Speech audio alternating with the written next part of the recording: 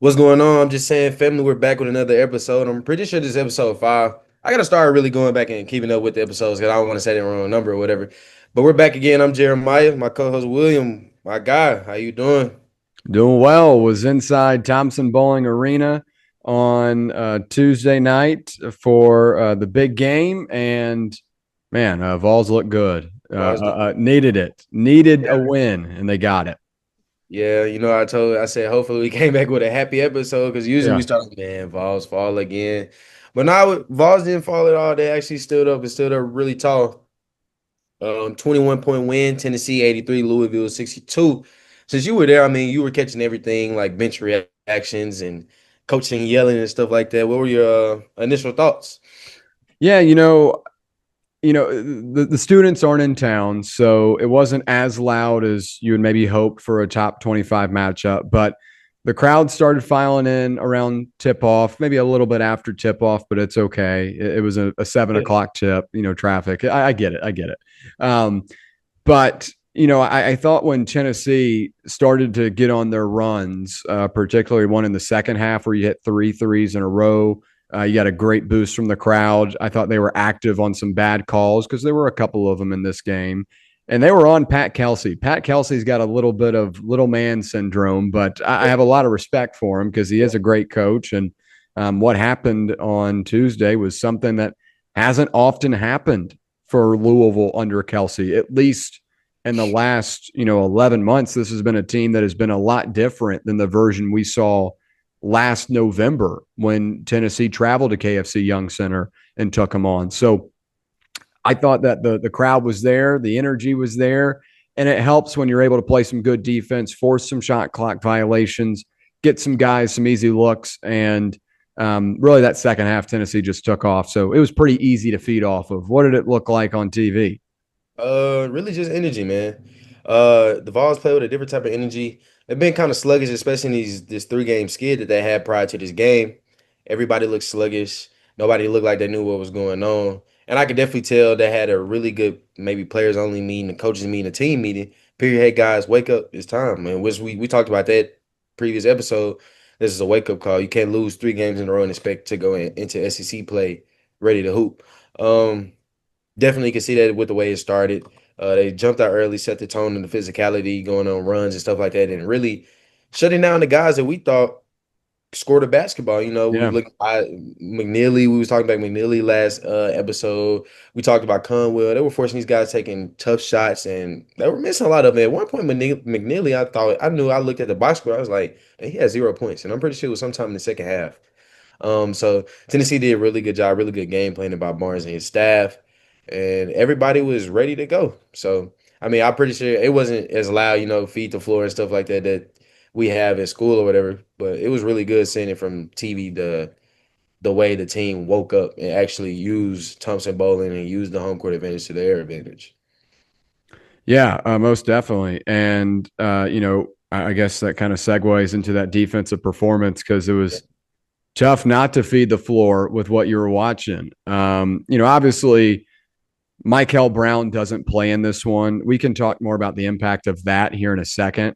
But, overall, this was a Louisville offense coming into this game that ranked number 2 in the Ken Palm rankings in adjusted offense.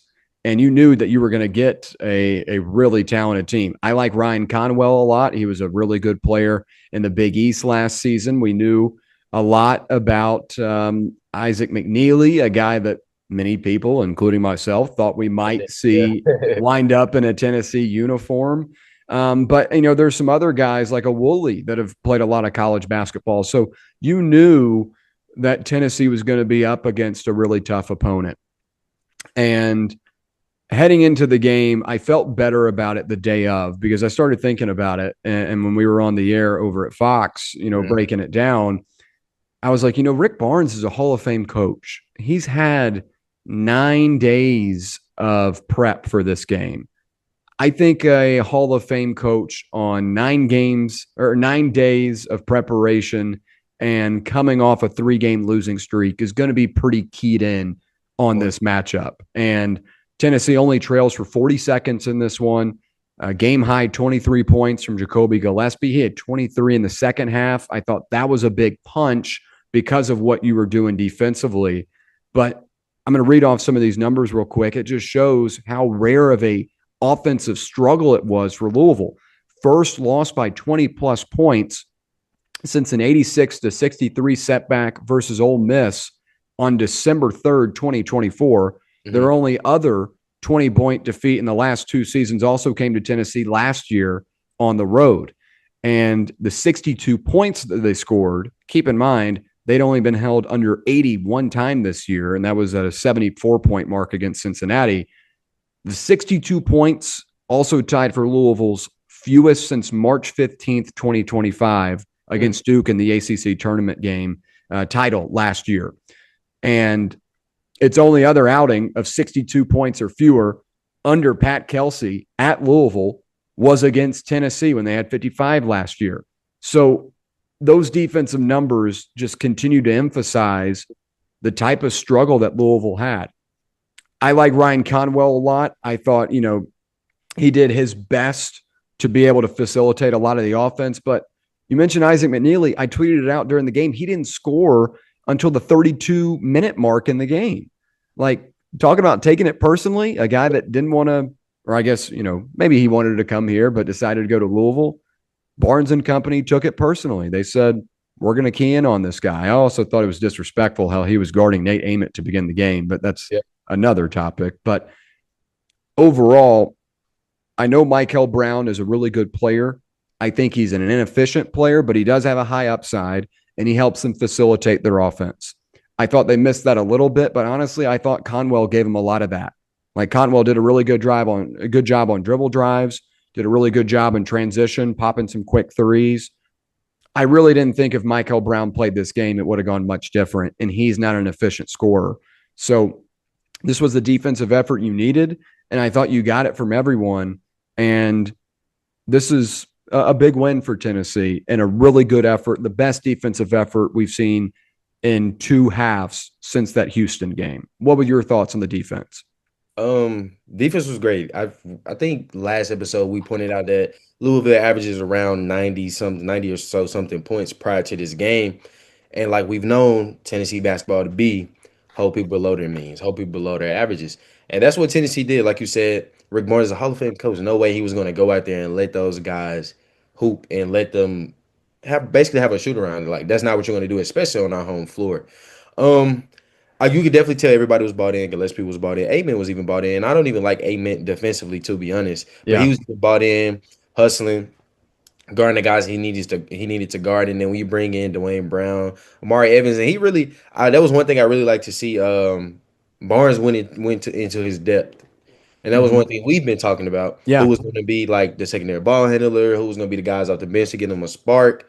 And you could definitely we saw what those guys were capable of. We could get into that later, but definitely the defense was never a problem for me. And what's funny is I remember last episode you talked about Louisville having to shoot 30% and 20% from the 3-point line. I was like, man, you're crazy. Louisville is one of the best offensive teams in the country, and they basically almost did just that shooting.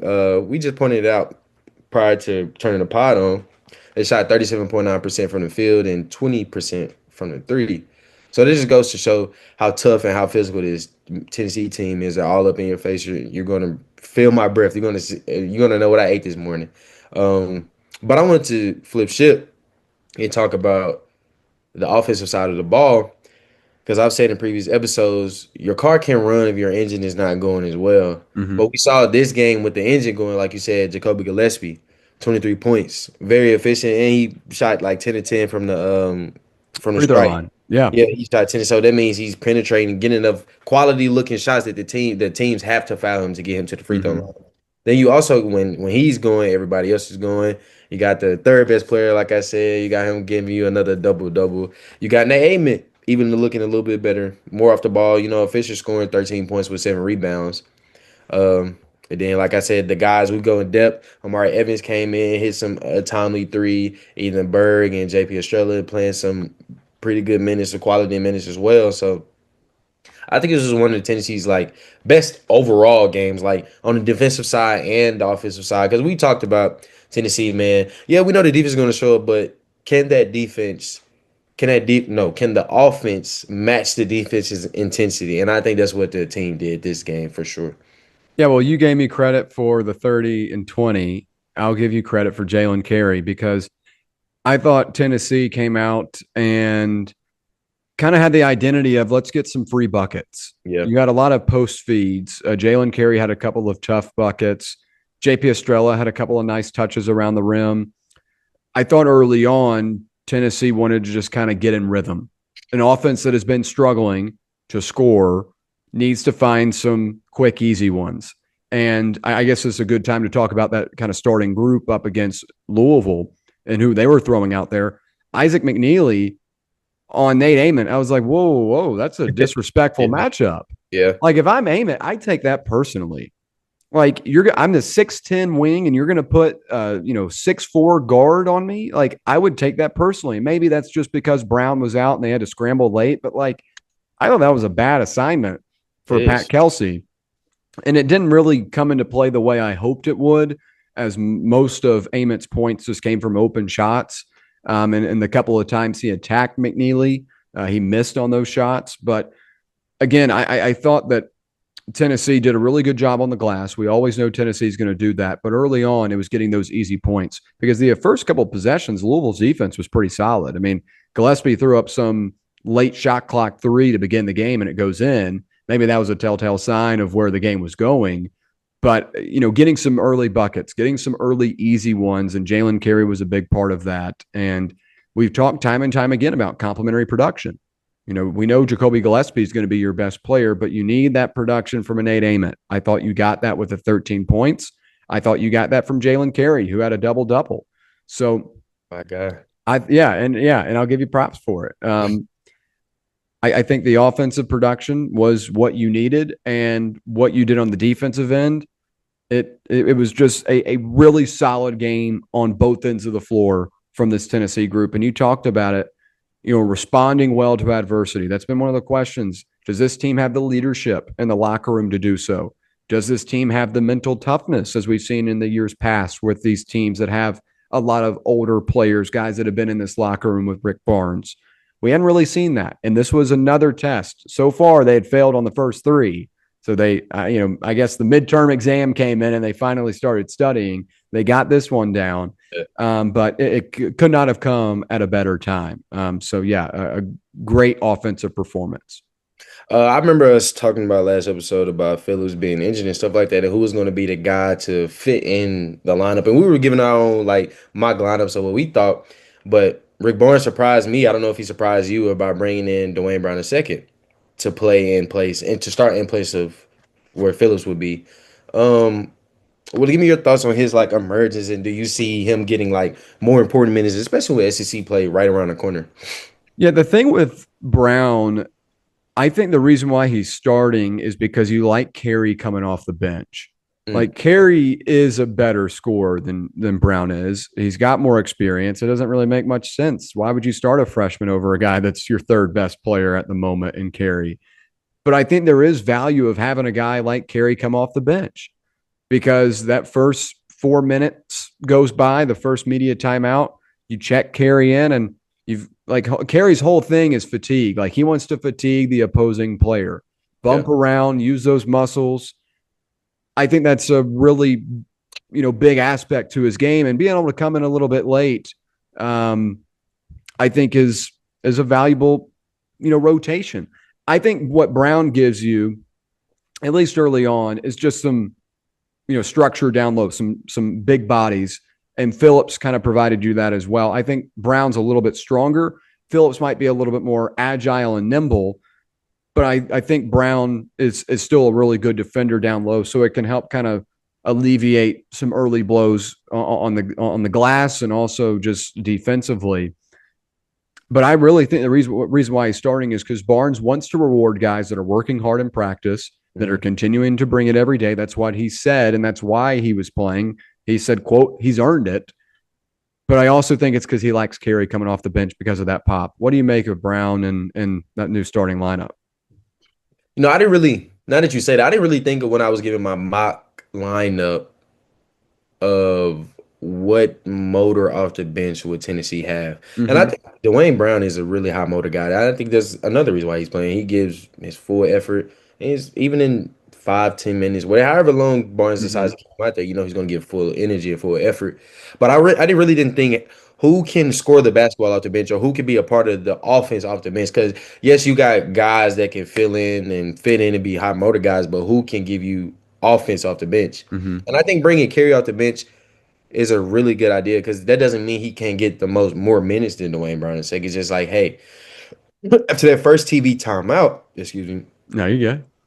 after that first TV timeout, we could get sets that we practice going that team hasn't been particularly used to because Dwayne Brown has been out there, and Dwayne Hmm. Brown is probably not in those sets. These are Gillespie and Ament sets, but instead, Hmm. let's get Gillespie and Carey. Now we could get carrying those roles, like I said, because he's really agile, especially for how big he is. He's really been able to move, and he's probably their best P&R guy with Gillespie. Yeah. Let's get him in the O and get him in the in the offense, and let's see what he can do off the bench at that 16 minute to that 14 to 16 minute mark after that first TV timeout. And I think he does a really good job, and it's like the Hall of Fame coach that we talk about, Coach Barnes. He's understanding, man. Yeah, Kerry may be a better player than him, and he has the seniority over him. However, I think that seniority will really help this second unit and these second guys that I bring in, especially with the emergence of Amari Evans, Ethan Berg getting a little bit better. Just and with Bishop Boswell running the one with Gillespie sits and stuff like that. Just saying, hey, we still got time to mix and match, especially in these games against top 10 teams in the country. We still got time to mix and match to see what works before we get to SEC play. Um, I'm trying to think of what now would be the best front court combination because I Yeah. think things are continuing to change. What do you think? Like when you have to have your best team out there, what is the best front court combination? Well, the best combo like you could possibly roll out. I guess you're trying to, hypothesize like an in game situation. I think that's your starters with Carey Hmm. instead of Brown. But if it's not broke, don't fix it. I want to see that starting lineup again the next It's- outing. I think you'll see that going into Arkansas when you travel there to begin SEC play, because that was the best Tennessee has looked this season, like on both ends. So I anticipate that's the group moving forward. But in the crunch moments, I still think it is, Carey, Ament, Gillespie, Boswell, and Okpara. Like that's your best group. But you mentioned like Amari Evans, I thought actually played pretty well. He got in foul trouble and he had a shot that should not have gone in. I don't think he called bank on it either. Yeah. But I did like his minutes. I thought I mean, he brings a lot of energy and he looks the part. He looks like an NBA dude. Like he looks Yeah. the part. Like maybe not like an NBA dude, I should say, like in his build. Like Yeah. he's a strong guy. Doesn't look like an 18-year-old. But I thought his minutes were good. You mentioned Berg. I don't like him a whole lot, but he played fine this game.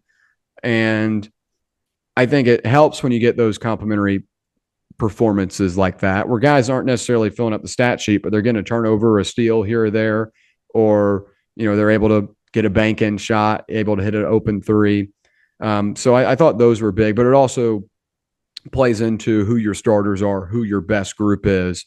So I'd say your best group is the starters with Carey, but Mhm. I did like a couple of the lineups you threw out, and I liked Amari Evans' time too. Where do you stand on it? Mm, I don't know. Because I think one of their best lines can be when they go small. I like when Tennessee has one big out there Mm-hmm.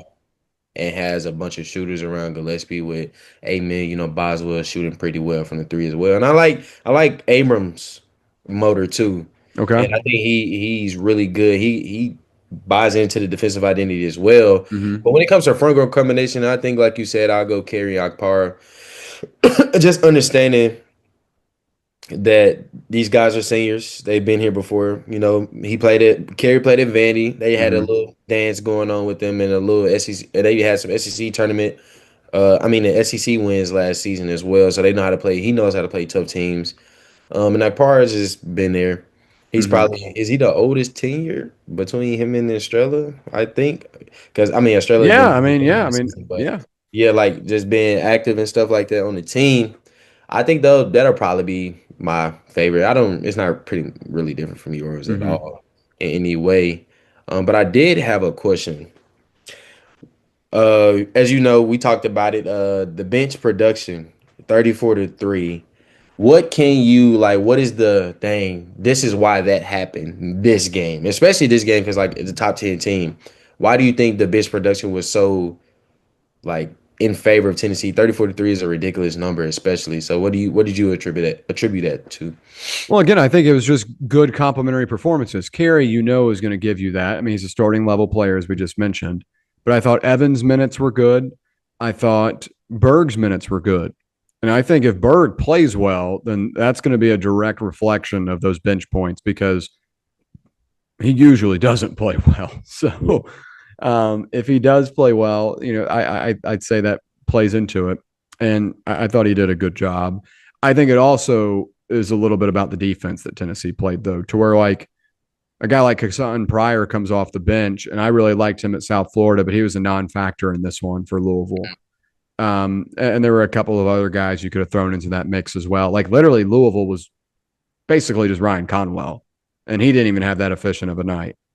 So I think the reason why it was so lopsided is just because the defense was there, and you were really keen on their top scores, but also I thought it was really good on the dribble drives that they had. Now, Louisville missed some open shots. Like if they hit their shots, this is probably a closer game, and those open ones, that is. But I thought Tennessee did do a good job on the closeouts, like rotating and getting in the passing lanes. You force, I think it was 2 or 3 shot clock violations. Yeah, forced 3 shot clock violations. Isaac McNeely, as we mentioned, held to 2 of 10 shooting. Yeah. Conwell goes 7 of 19 on 4 of 13 from 3.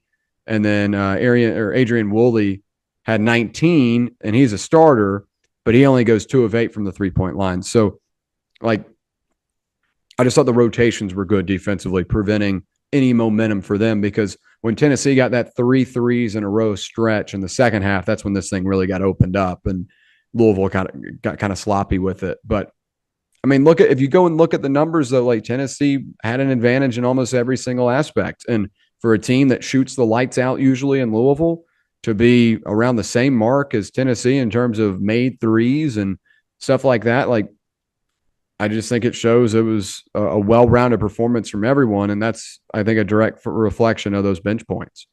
Okay. So I think we covered everything, but I wanted to talk about something before we get out of here. As you know, Tennessee has 2 more non-con games at home versus Gardner Webb and SC State. Is there anything you're looking for before that January 3rd matchup at Arkansas that you think Tennessee needs to be doing or looking to improve in these next like 2 fluff games, I guess?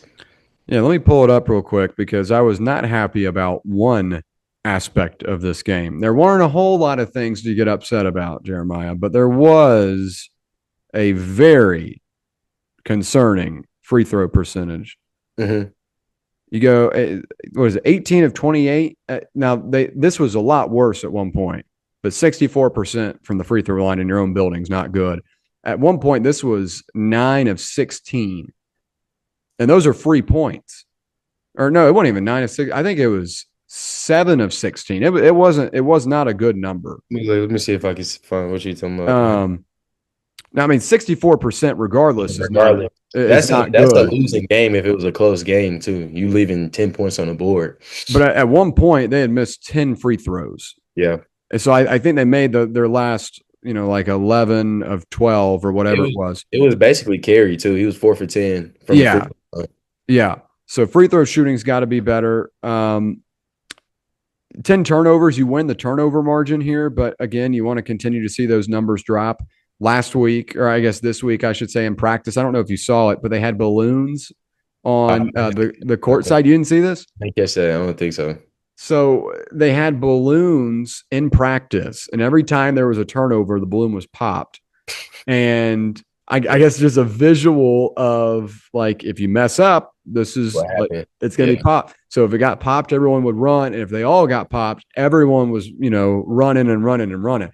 And I know back in my days of playing ball, and I'm sure you had some experiences as well, no one wants to run suicides over and over again. We don't want to run at all. Yeah. So free throws have got to be improved. I'd like to see the turnovers continue to get down, but see if you can, get another good performance from this current iteration of the team without Kate Phillips. And it's not because Kate Phillips is gone, by the way, that Tennessee's starting to play well. Yeah. It's more so the fact that you might have just found something. You might have gotten in rhythm. So I want to see that continue in these next two matchups. Gardner Webb, as you mentioned, on Sunday at 3 p.m. Eastern time on SEC Network Plus, and then you wrap it up, and then you got one more game after that, but then you head to Arkansas, as you mentioned, and that's going to be your toughest game in the season. That's going to be Louisville's only other loss was to Arkansas this year. So Yeah. Bud Walton doesn't play around either. That's going to be a big game. They haven't had much to cheer about this season in terms of football. They're ready for some SEC basketball to get their lick back. So I'd say turnovers, free throws, and then just trying to get more comfortable within this lineup is my big thing to watch for over the next couple of outings. What about you? Uh, I'm glad you took turnovers for me because I always go to Tennessee and Yeah. turnovers. Another double-digit turnover game. But I think just keeping the confidence up between Gillespie and Ament. Hey, we're gonna need you guys. We're not Mm-hmm. gonna win a single game in the SEC play if y'all are not on. Mm-hmm. Y'all make everybody else feel comfortable and get the offense going. Because when Gillespie's going, then he brings guys out to paint, give more roll opportunities for carry off those PNR actions. We Yep. got more pull up jumpers that Ament can knock down. We got more Amari Evans penetrate, just like the highlight that was posted on the Mm-hmm. Instagram.